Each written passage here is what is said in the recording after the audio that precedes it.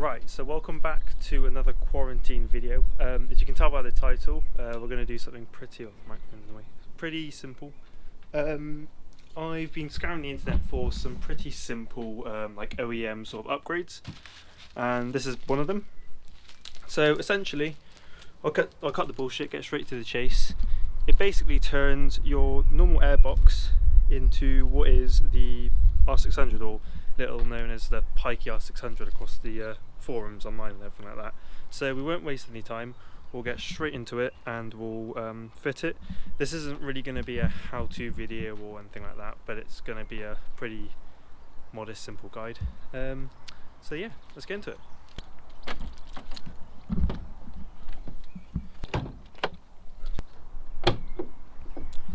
So I don't know if you can see, but originally on the original box, this is the original box. You can see it goes straight through, straight to the engine. And originally, this part here was all blanked out. There was like it was all how do you call this? There was like plank. Oh my god, what the fuck! I've got to take this out.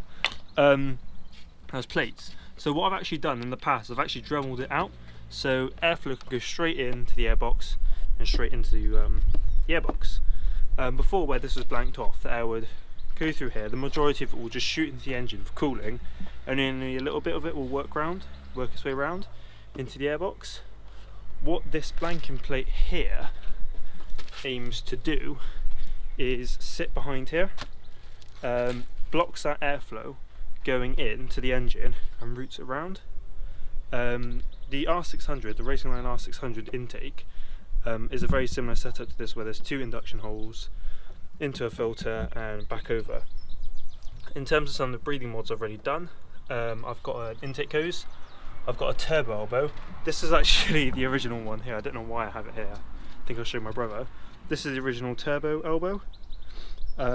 It's really restrictive on this part here, where it's really, I wouldn't say thin, but small. Just imagine all this boost, 300 horsepower, going through that small gap, essentially.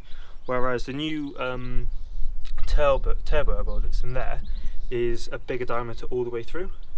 As well as that, you won't be able to see it, but down there, I've done a mufflered lead, so that essentially gives you more turbo noises and more spooky noises and all that kind of stuff. So we won't waste any time and we'll get straight into installing this. Shouldn't take too long. First of all, we want to take off these two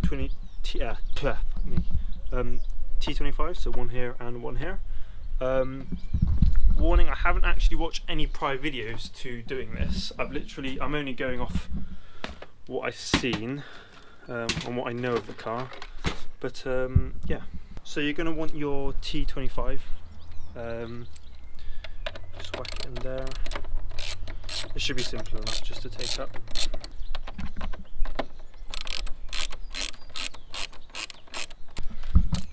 Cool. And then this should hopefully just pop up.